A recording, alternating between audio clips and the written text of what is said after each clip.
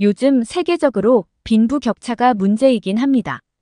한국도 전쟁 이후 재건하는 과정에서 여러 문제가 있었는데 그중 사회 문제로 빈부격차가 있기도 했죠. 오늘의 사연자는 한국에 대해 단단히 오해를 했다가 감동을 받는 놀라운 경험을 했다고 하는데요. 그럼 오늘의 이야기 속으로 들어가 볼까요? 안녕하세요.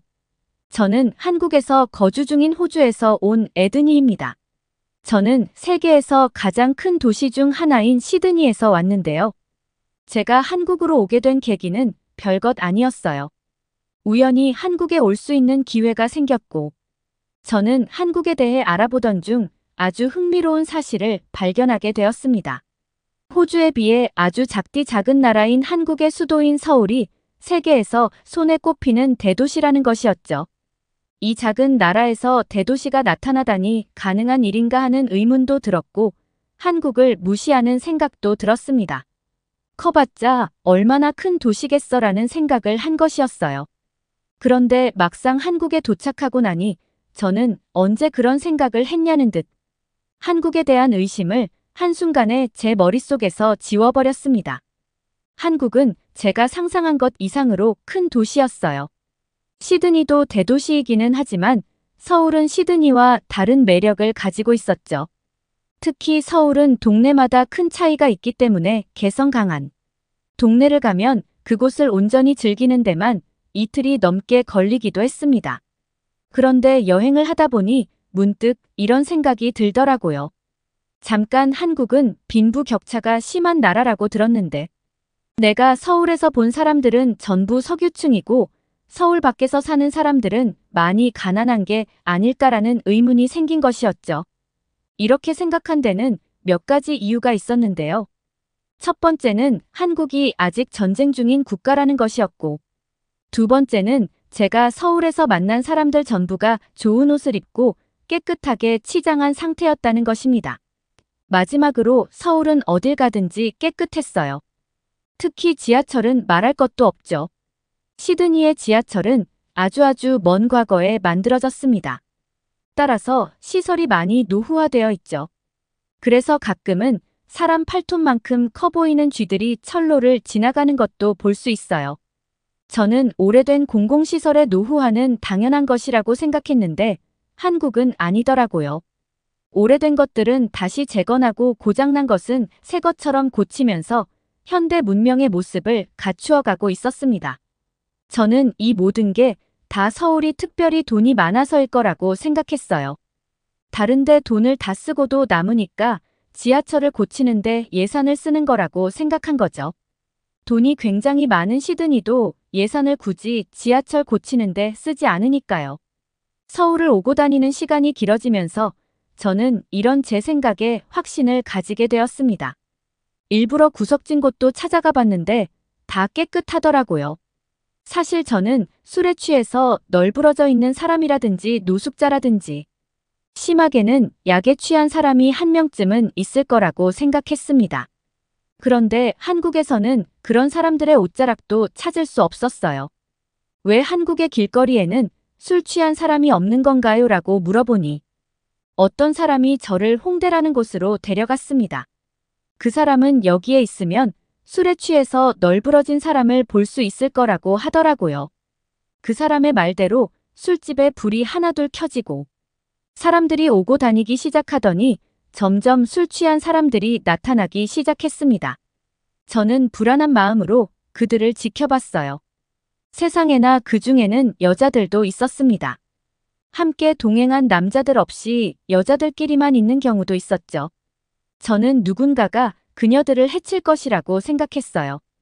호주에서는 술에 취한 사람들이 지천에 널린 곳에 여자 혼자 있다면 당연히 큰일이 날 거라고 생각하거든요. 그런데 그 누구도 그녀들을 건들지 않았습니다. 그리고 술에 취해서 아무데나 누워버린 사람이 있었어요. 벤치에 혼자 누워서 자던 남자를 볼 때도 불안한 마음을 감출 수 없었습니다. 누군가가 그 남자의 소지품을 홀라당 가져가 버릴 것이라고 생각했죠.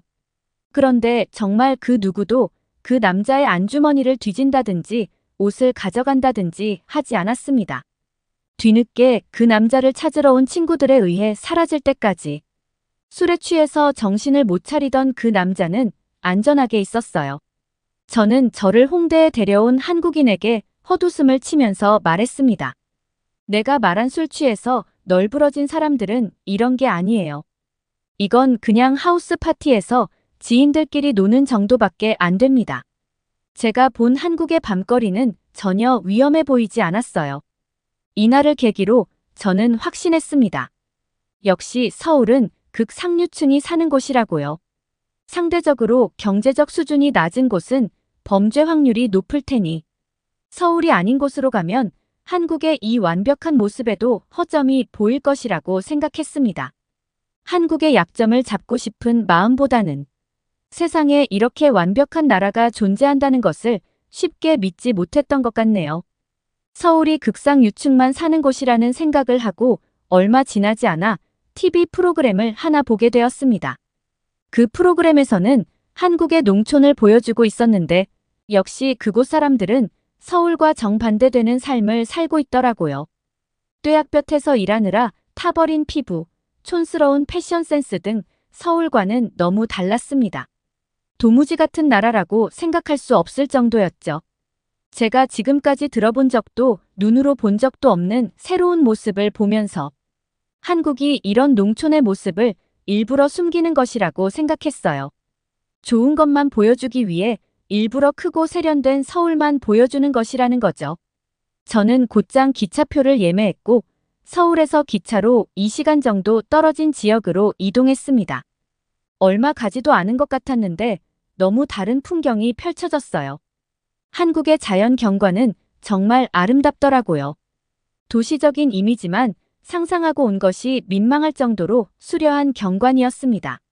하지만 지금 저에게 중요한 건 그것이 아니었죠. 저는 기차역에서 내려서 또 한 번 버스를 타고 굽이진 시골길을 지나 마을로 들어갔습니다. 버스에서 내린 채 눈에 들어온 건 논과 밭, 개울산, 그리고 띄엄띄엄 있는 집들이었습니다. 저는 서울에서 만난 한국인의 소개로 예약한 숙소로 갔어요. 한 나이 많은 부부가 저를 반겨주더라고요. 두 사람은 서울에서는 보지 못했던 이미지의 한국인이었습니다. 세련된 느낌보다는 푸근한 느낌이 많이 들었죠. 저희 할머니 할아버지가 생각나는 분위기였습니다. 집주인들이 안내해준 방은 작고 아담했습니다. 호텔식 침구류가 아니라 꽃무늬가 들어간 보들보들한 이불이었죠. 저는 짐을 풀고 곧장 밖으로 나갔습니다. 쭉 걷다 보니 마을 한가운데에 다다르게 되었어요. 정자라고 하는 곳에 사람들이 모여 있었는데 그곳에는 집주인들도 있었습니다. 집주인들은 제가 다가오는 게 반가웠는지 손을 열심히 흔들며 저를 부르더라고요. 저는 그들에게 가까이 갔습니다. 가까이에서 다른 사람들도 보게 되었는데 확실히 서울과 많이 달랐습니다. 옷에는 흙도 묻어 있고 밖에서 일을 한 것인지 손톱도 거뭇거뭇하더라고요. 물론 호주에서도 농사를 짓는 사람들이 있습니다. 규모가 대단하죠. 하지만 이렇게 도시와 2시간 밖에 떨어지지 않은 곳에 이토록 다른 환경이 있지는 않습니다. 저는 그 사람들이 서울에서 밀려나와 어쩔 수 없이 농촌에 자리 잡은 사람들인 줄로만 알았어요. 참 지금 생각해보면 바보 같은 생각이지만 그때는 왜 그렇게 생각했는지 모르겠네요. 다른 문화권을 경험해본 기회가 없고 막연한 기대만 있었던 어린 시절 이야기니 이해해주세요. 아무튼 마을 사람들을 보면서 홀로 머리를 굴리고 있는 그때 한 주민이 저에게 컵을 내밀었습니다. 냄새를 맡아보니 묘하더라고요. 제가 궁금해하는 것 같자 컵을 넘겨준 사람은 큰 목소리로 알코올이라고 했습니다. 이제 보니 다들 술을 마시고 있었더라고요. 어느 순간 걱정스러워졌습니다. 서울은 술 먹고 길가에 널브러져도 괜찮았는데 여기도 괜찮은 건가? 설마 모든 곳이 안전하지는 않겠지? 아무리 한국이라도 걱정스러운 마음에 옆을 보는데 집주인이 저에게 괜찮으니 마시라는 제스처를 취하더라고요. 저는 눈을 꼭 감고 술을 들이켰습니다. 마을 주민들은 그것을 소우주라고 말했어요. 보드카보다는 술이 약해서 훨씬 먹을만 하더라고요. 저는 마을 주민들이 주는 술을 한 잔, 두 잔씩 받아 먹었고 어느새 만취 상태가 되었습니다. 이러면 안 되는데, 이렇게 술에 취해 쓰러지면 큰일 나는데 라고 머리로는 생각했지만 몸이 따라주지 않았습니다. 저는 제가 상상력이 매우 풍부하다는 걸 그때 처음 깨달았어요. 마을 사람들이 일부러 저에게 술을 먹여서 취하게 한 다음 제가 가지고 있는 모든 걸 빼앗을 거라는 상상을 했거든요. 그렇게 필름이 끊겼고 다음 날 아침 저는 쓰라린 배를 부여잡고 일어났습니다. 그런데 저는 놀라움을 감출 수 없었어요. 제가 눈을 뜬 곳은 어제 집주인이 안내해 주었던 제 방이었습니다. 저는 외투와 신발을 젓가락에 벗어두고 이불 속에서 잠을 자고 있었어요. 세상에 내 정신력이 이렇게 대단했나라고 생각하면서 뿌듯해했습니다. 술에 취했는데도 이곳에 혼자 돌아왔다니 대견했죠. 그런데 그때 누군가 방문을 두드렸습니다. 집주인이었어요. 문을 여니 집주인이 쟁반을 들고 기다리고 있었습니다. 집주인은 알아들을 수 없는 한국말로 무어라 말하더니 대뜸 제 방에 들어왔어요. 아니, 아무리 집주인이라도 그렇지 손님 방에 이렇게 함부로 들어와도 되는 건가요? 따지고 싶었지만 숙취 때문에 말을 하기 쉽지 않았습니다. 그런데 바로 그때 집주인이 보여준 행동은 숙취마저 잊게 만들었습니다. 집주인은 쟁반 위에 있던 덮개를 열었는데 그 속에는 밥과 국이 있었어요. 집주인은 몸으로 설명해 주었습니다. 저를 가리키면서 짊어지고 왔다는 행동을 하는 것으로 보아 술에 취한 저를 데려다 준 게 집주인이었더라고요. 게다가 집주인이 준비한 건 해장용 음식이었습니다. 이걸 먹으면 속이 괜찮아질 거라고 하면서 돌아가더라고요. 저는 집주인에게 돈을 주려고 했습니다. 예약하지 않았더라도 서비스를 받은 건 사실이니까요. 그런데 집주인은 제가 내민 돈을 어리둥절한 표정으로 바라보더라고요. 그리고는 받아들지도 않은 채 밖으로 나갔습니다. 이후에도 예약하지 않았던 서비스는 계속되었어요.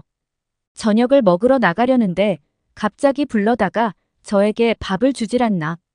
밥을 준 걸로도 모자라서 간식거리를 내어주지를 않나. 집주인뿐만 아니었어요. 그 마을 전체가 저에게 너무 큰 호의를 보여주었습니다. 집주인은 제가 손님이니 그렇다 쳐도 마을 사람들까지 저를 챙겨주는 게 이해되지 않았습니다.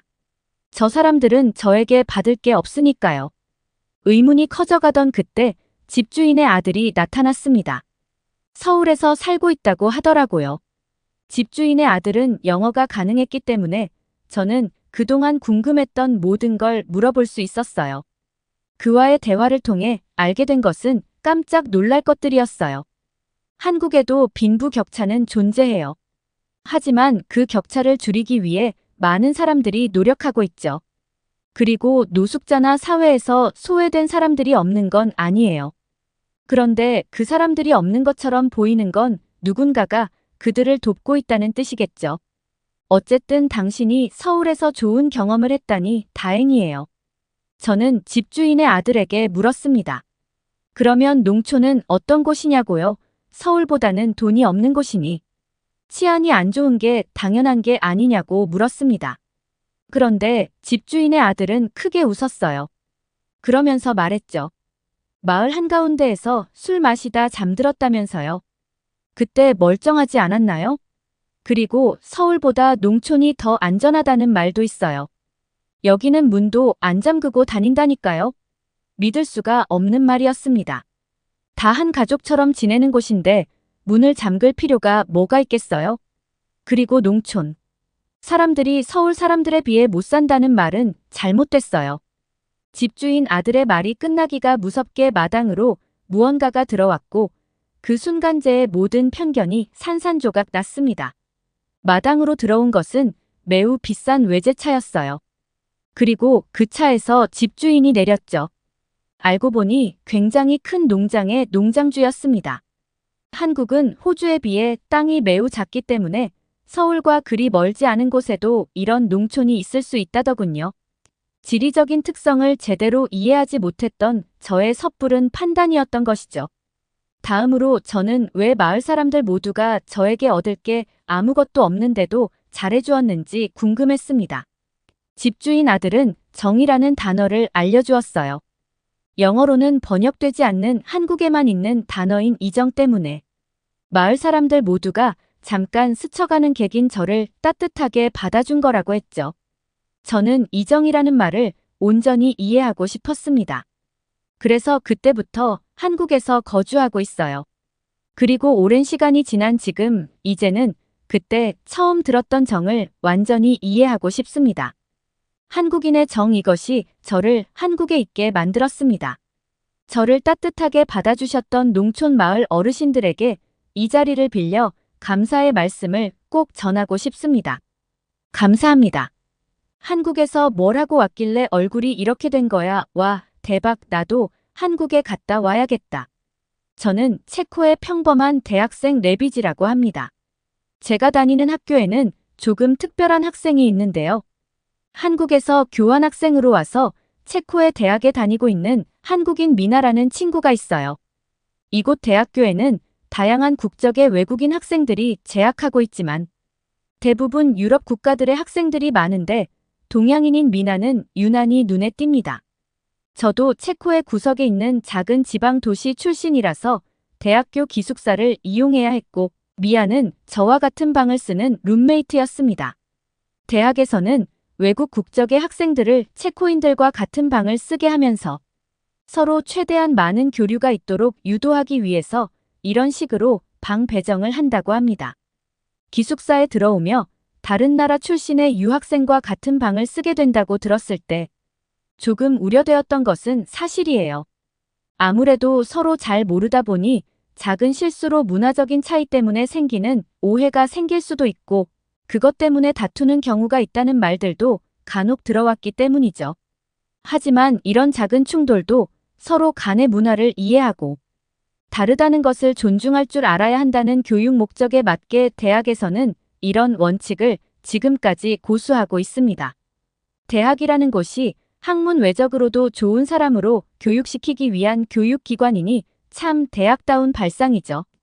기숙사에 입실하기 전 이와 관련된 간단한 교육을 받았고 사실 외국인들과 같이 살아볼 기회는 이때가 아니면 없는 것이고 또한 교육 취지에 맞게 다름을 인정할 줄 알고 다른 것들을 포용할 줄 아는 자세를 배우는 아주 좋은 기회라는 것에 공감하게 되었습니다. 그리고 처음 우려했던 것과 달리 외국인 친구와 같은 방을 쓰는 것은 정말 장점이 많았습니다.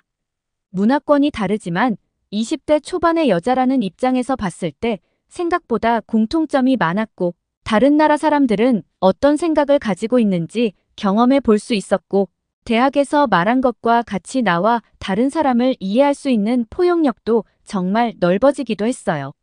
무엇보다도 미나라는 한국인 친구와 너무나 잘 지내기도 했고요. 외국 국적의 친구들은 기본적으로 자신이 다른 문화권에서 왔으니 체코의 문화와 실정에 맞게 행동하려는 경향이 있었으며 미나 역시도 그런 모습을 보여주었기 때문에 미나와는 아무런 트러블 없이 지낼 수 있었어요. 오히려 저는 미나와 굉장히 친해져서 낮에는 각자 학업을 마치고 저녁 기숙사에서는 많은 대화를 하기도 했으며 같이 시내 에바에 가서 술 한잔도 하고 오는 절친한 친구가 되었습니다. 그리고 미나는 학교 학생들에게 관심을 받는 편이었는데요. 미아의 피부가 너무나 깔끔하고 부드러웠기 때문이에요. 생기 있고 활력 있어 보이는 피부색과 그리고 잡티 하나 없는 깔끔한 피부를 가지고 있었어요. 그래서 미나는 멀리서 봐도 미묘하게 얼굴에서 빛이 나는 듯한 느낌을 줬습니다. 미나가 지나가면 고개를 돌려보는 학생들도 있었어요. 미나는 마치 TV에 나오는 한국의 연예인들과 비슷한 결의 피부를 가지고 있었습니다. 많은 친구들은 미아의 피부에 대해서 궁금해했고 많은 질문들을 했습니다. 화장품은 뭘 쓰는지, 평소 피부 관리는 어떻게 하는지 노하우가 있다면 알려달라는 등 많은 질문들이 쏟아졌습니다. 하지만 미나는 그때마다 민망해했어요.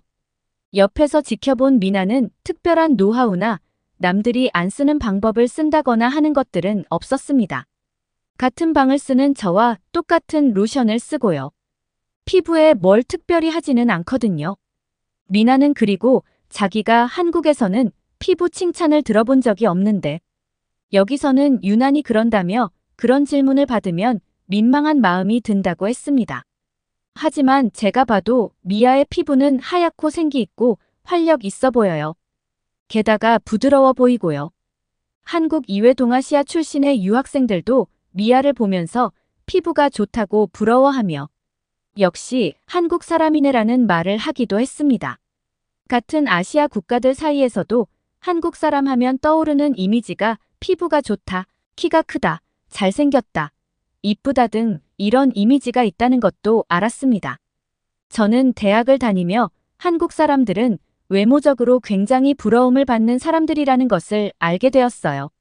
3번은 한국에서 미나의 친구들이 체코에 놀러 온 적이 있고 미나가 그 친구들에게 체코의 관광 가이드 역할을 해준 적이 있는데 저도 새로운 한국인 친구들과 친해지고 싶어서 그 자리에 끼기도 했던 적이 있었거든요.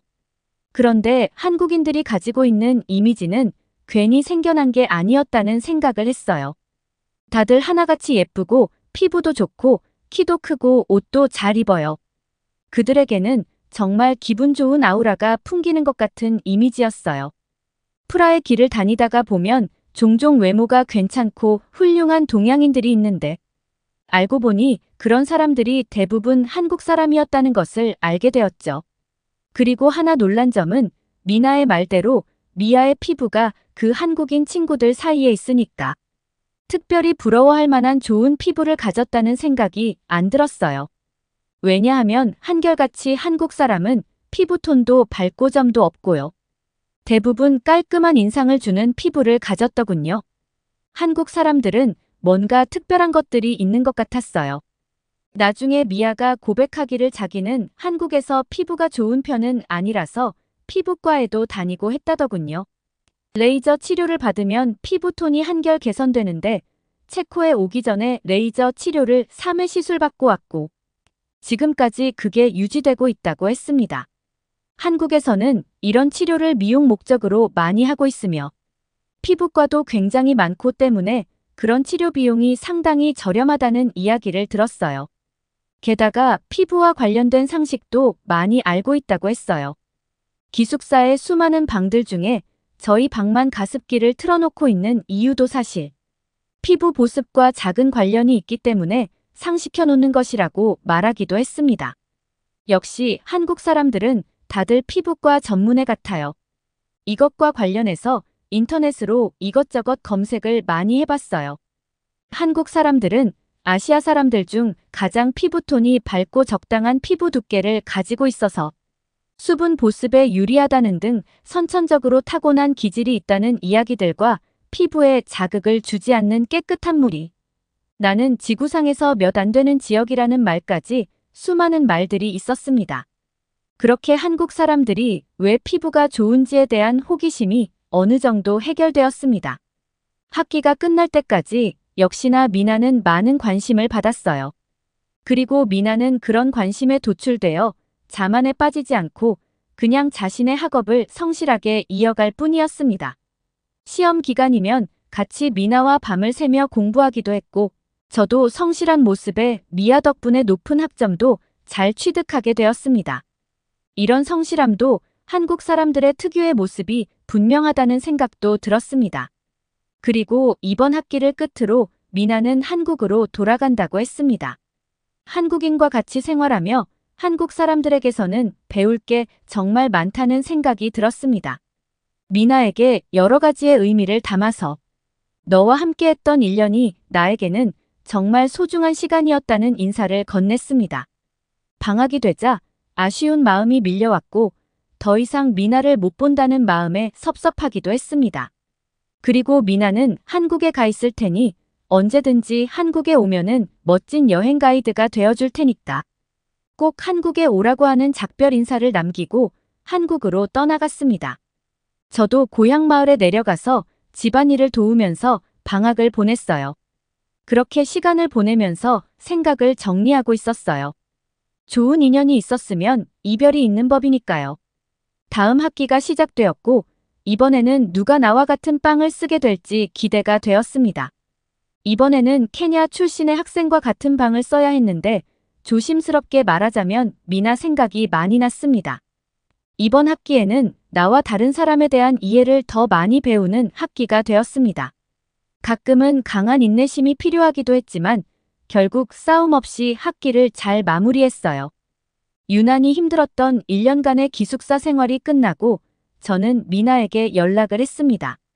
잘 지내고 있는 거냐는 인사에 왜 한국에 안 오냐며 다그치는 미나의 목소리에 너무 반가워서 눈물이 나기도 했어요. 뭔가 미나와 지냈던 즐거웠던 학교 생활도 생각이 나고 그래서 저는 한국에 가겠다고 했습니다. 급하게 비행기표를 예매했고 미워하는 날짜만 알려주면 자기가 공항에 마중을 나가 있겠다고 했습니다. 그렇게 조금은 갑작스럽게 한국에 왔어요. 미나와 1년 만에 만났지만 미나는 변한 것 없이 그대로였습니다. 미나와 반갑게 인사를 하고 저는 미나 손에 이끌러셔 어딘가로 향했습니다.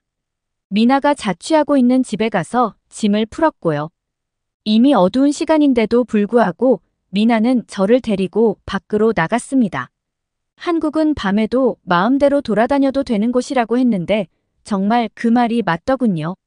사람들이 활발하게 활동하고 있었고 저는 그 틈에 섞여서 밤 공기를 마시며 한국을 즐겼습니다. 그리고 다음 날 미나는 저를 데리고 한국의 피부과로 갔어요. 거기서 같이 레이저 시술을 받았습니다. 미나가 3위권을 끊어놨는데 1회를 저한테 양도해 준 거래요. 원래는 안 되는데 체크해서 왔다고 하니까 예외적으로 한번 해주는 거라고 하더군요. 한국의 레이저가 엄청난 효과를 볼 거라면서 체코에 가서 홍보해달라는 의미래요. 농담 반 진담 반이었지만 그만큼 레이저 효과가 대단할 거라고 했어요. 그리고 마취 크림을 바르고 시술을 받았지만 너무 아파서 눈물까지 나기도 했어요. 그렇게 시술이 끝나고 서로 아주 빨개지고 탱탱하게 부어서 못생겨진 얼굴을 보면서 웃기도 했어요. 레이저 시술을 받아버려서 햇빛을 받으면 안 된다고 하더군요. 오히려 잘 되었습니다. 저는 시차 적응할 필요 없이 밤 시간에 밖을 돌아다녔습니다. 한국은 24시간 영업하는 가게도 많았고요. 밤새 밖에 있어도 나만큼 안전해요. 아무도 저를 해하려는 사람도 없었고요. 레이저 때문에 일시적으로 흉해진 피부를 감추기 위해 검은색 마스크를 쓰고 있어도 아무도 저를 수상하게 쳐다보지 않아요.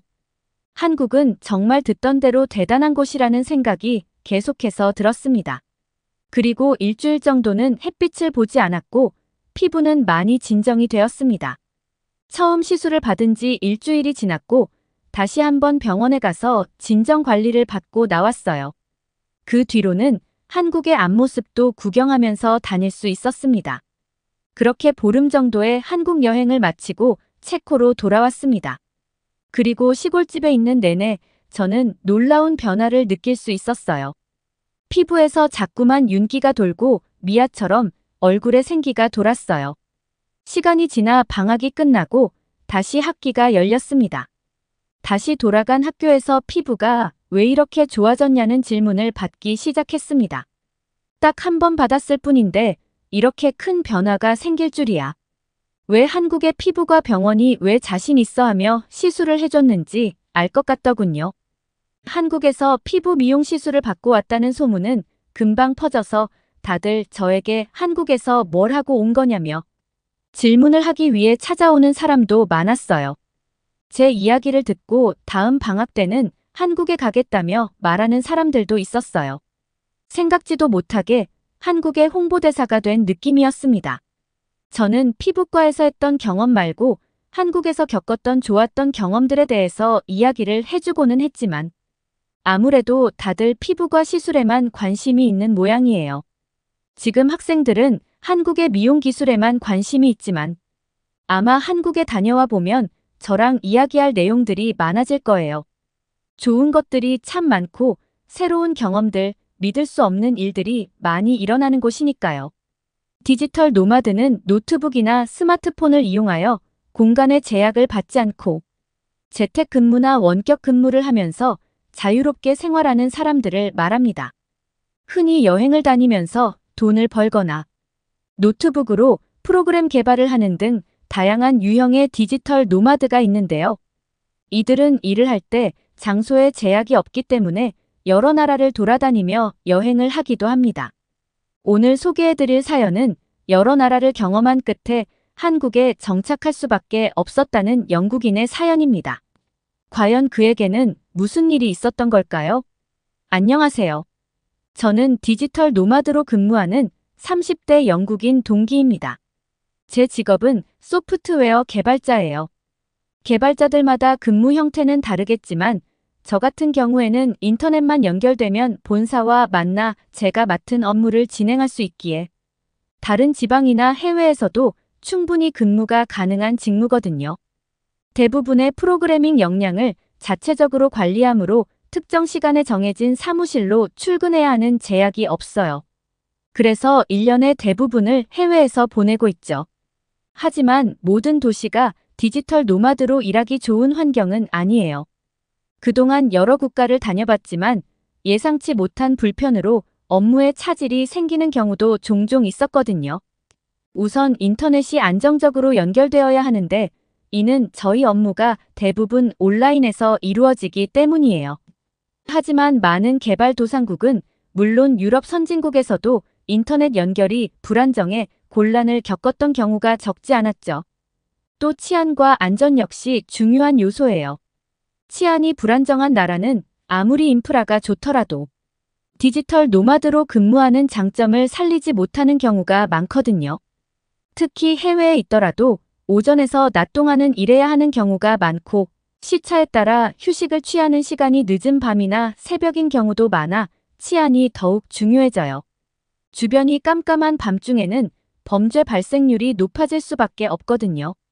이외에 문화적으로도 포용력 있는 환경이어야 안심하고 머물 수 있어요. 보통 한 국가에 머물게 되면 적어도 한 달에서 석 달 정도는 머물게 되는데 문화적 차이가 큰 국가라면 그만큼 주변 사람들과의 마찰이 발생하는 경우가 많거든요. 가령 종교나 성관념이 다른 경우 혹은 일상에서의 문화적 행동에 차이가 있는 경우에는 생각지 못한 일상적 행동이 주변인들과의 갈등을 만들어내는 원인이 되기도 해요. 거기에 물가 역시 중요하죠. 사람들은 디지털 노마드를 그저 여행을 좋아해서 한다고 생각하는 경우가 많지만 의외로 현실적인 장점도 있어요. 체류하는 국가에 따라 생활비나 물가가 영국에 비해 매우 저렴한 경우도 있고 영국에서의 수입을 기준으로 했을 때 부동산이나 거주 비용이 절감되는 경우도 있어요. 런던에서는 겨우 침대만 있는 스튜디오를 빌릴 돈으로 다른 나라에서는 단독주택을 빌릴 수도 있죠. 여기에 새로운 문화를 경험하며 느끼는 즐거움과 새로운 아이디어와 영감, 스트레스를 절감하는 등 다양한 장점이 있죠. 그래서 저도 마음에 쏙 드는 도시를 찾아 이곳저곳을 헤맸어요. 디지털 노마드들 사이에서도 자신들이 선호하는 도시에 대한 정보를 공유하는 경우가 많은데 저는 그중에 거의 모든 도시에 체류해봤던 것 같아요. 흔히 많이 꼽는 곳이 인도네시아 발리와 태국의 치앙마이, 독일 베를린과 포르투갈의 리스본 이외에 호주와 콜롬비아가 꼽히더라고요. 각각 장점과 단점이 있었지만 제 마음에 쏙 드는 도시는 아니었어요. 우선 인도네시아의 발리는 디지털 노마들이 가장 선호하는 도시 중에 하나라 커뮤니티가 활발하게 운영되고 있고 자연이 아름다우며 물가가 비교적 저렴하다는 장점이 있어요. 휴양지인 만큼 아름다운 리조트도 많지만 문제는 와이파이 연결이 생각보다 잘 안 된다는 점이었어요. 급하게 업무 상황에 인터넷 연결이 되지 않아 낭패를 보는 경우가 많았거든요. 여기에 지나치게 더운 날씨와 부족한 위생 등 불편함이 상당했어요. 태국의 치앙마이는 숙박과 식사 비용이 적게 들고 음식이 맛있으며 의외로 인터넷 인프라가 훌륭한 도시였어요. 느긋한 분위기에 카페에 앉아 업무를 봐도 아주 편안하다는 생각이 들었죠. 하지만 중국에서 날아오는 황사와 배기가스로 대기 오염이 심각하고 영어가 잘 통하지 않아 현지인들과의 의사소통에 불편이 있는 경우가 많았어요. 베를린은 현대 사회에서 가장 힙한 도시 중 하나였죠. 어딜 가든 창의적이고 창조적인 도시 분위기에 영감을 받기 좋았고 다양한 협업 공간이 마련되어 있어 일하기 편안한 분위기였어요. 유럽 최고의 선진국의 수도인 만큼 각종 인프라나 문화, 역사적 환경 역시 인프라가 훌륭했고요. 하지만 유럽 선진국인 만큼 영국에 비해서도 생활비 부담이 심했고 특히 주거와 식사에 들어가는 비용이 상당했어요. 자연 환경이 매력적이지도 않았고요. 리스본은 유럽의 고즈넉한 분위기에 아름다운 해변, 소박한 분위기와 훌륭한 도시, 인프라를 가진 도시였지만 최근에는 관광지로 인기를 얻고 있어 많은 인구가 몰리며 생활 비용이 커지고 있고 교통 혼잡으로 특정 시간대에 도시가 정체되는 경향이 있어요. 게다가 소매치기나 마약 관련 범죄율이 상대적으로 높아 한밤중에 도시를 돌아다닐 수 없었죠. 인터넷 환경도 그렇게 우수한 느낌은 아니었어요. 이처럼 다양한 장점을 가진 도시들이었지만 디지털 노마드로서 균형 잡힌 생활 환경을 갖추기에는 아쉬운 점이 많더라고요. 그래서 이번에는 아예 멀리 동아시아 지역으로까지 이동해 보기로 했어요. 검열이 심한 중국을 제외하고 한국과 일본 중에 적당한 곳을 물색해 봤는데 디지털 노마드 커뮤니티에서는 한국을 추천해 주더라고요. 업무와 일의 밸런스를 맞추기 좋은 데다가 도시의 인프라도 훌륭하고 지방으로 가면 자연 환경도 끝내준다고 하더군요. 그래서 서울행 비행기표를 끊었어요. 저는 보통 처음 가는 도시는 야간에 도착하는 비행기를 예매하지 않는데 영국 출발 비행기이다 보니 선택의 폭이 그렇게 넓지는 않더라고요.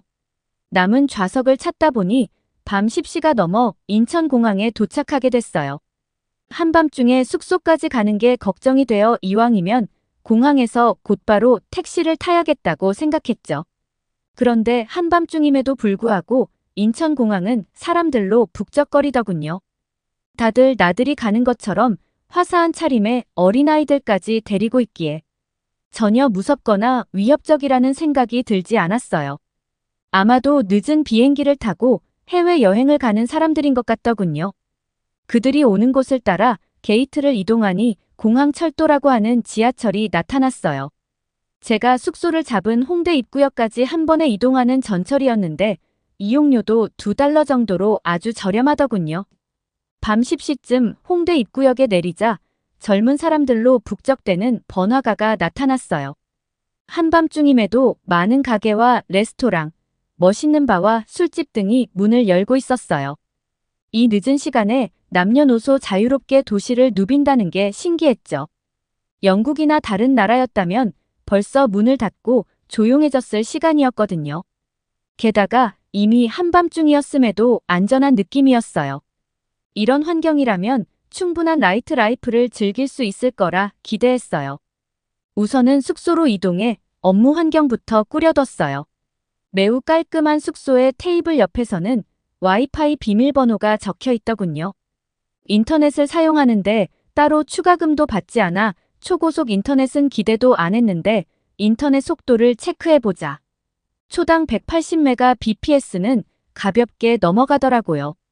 게다가 데이터망도 매우 안정적으로 유지돼 업무를 보는데 아무런 지장이 없을 정도였어요. 지금껏 가봤던 국가 중에선 최고의 환경이었죠. 아직 시차가 회복되지 않았지만 잠깐만이라도 거리에 나가 거닐어 보고 싶었어요. 불야성이 계속되는 거리를 걷다가 눈에 보이는 라운지 바에 들어갔어요. 별 기대를 안 하고 직원에게 메뉴를 달라고 했는데 거의 완벽한 영어로 대응을 해줘서 깜짝 놀랐어요. 어떻게 그렇게 영어를 잘하느냐고 묻자 홍대는 외국인들이 많이 오는 거리라 기본적으로 어느 정도의 영어는 가능한 사람을 채용하며 한국인들은 영어 공부에 노력을 쏟기에 어느 정도의 외국어 구사력은 보편적이라더군요. 나중에야 안 거지만 한국은 아시아에서 영어 능력 평가 순위가 4위를 차지했다고 하더군요. 다른 상위 국가들이 영국이나 영국의 식민지였던 걸 감안하면 한국의 언어에 대한 교육열은 정말 엄청나다고 생각했어요. 실제로 한국의 도시 어디를 가든 20대에서 40대 정도의 젊은 한국인들은 웬만큼 영어를 하는 경우가 많아 길을 잃거나 궁금한 점이 있을 때 물어보고 다니기 쉬웠어요.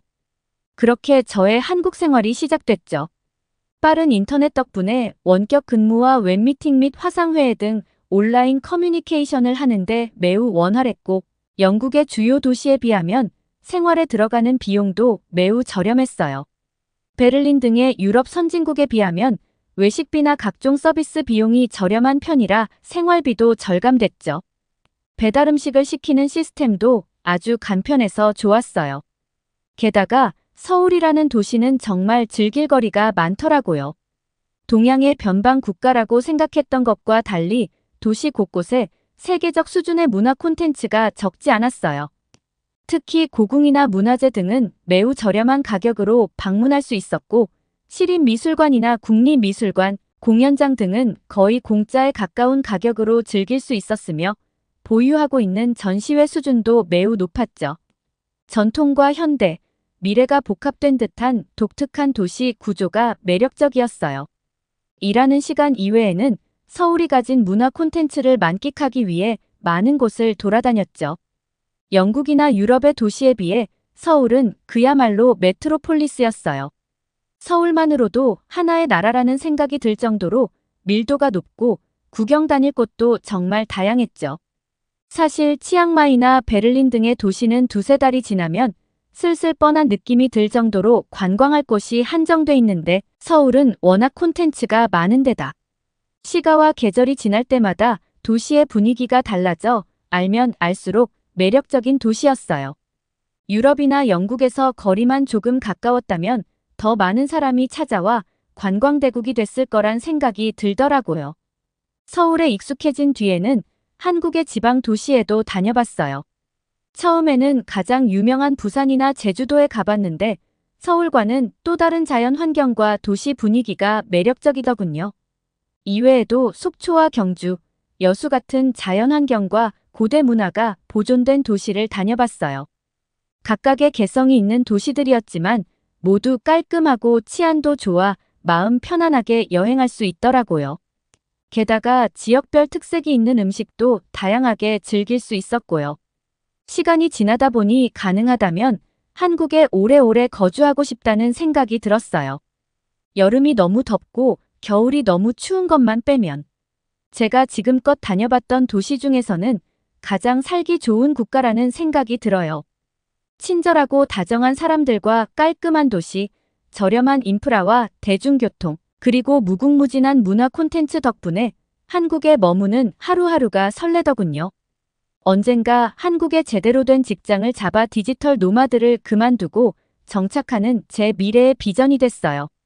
저 말고도 한국을 사랑하는 디지털 노마드들이 많이 생길 거라고 생각합니다. 커뮤니티에도 홍보를 많이 하고 있으니까요. 끝까지 시청해주셔서 감사합니다. 더욱더 좋은 영상으로 찾아뵙겠습니다.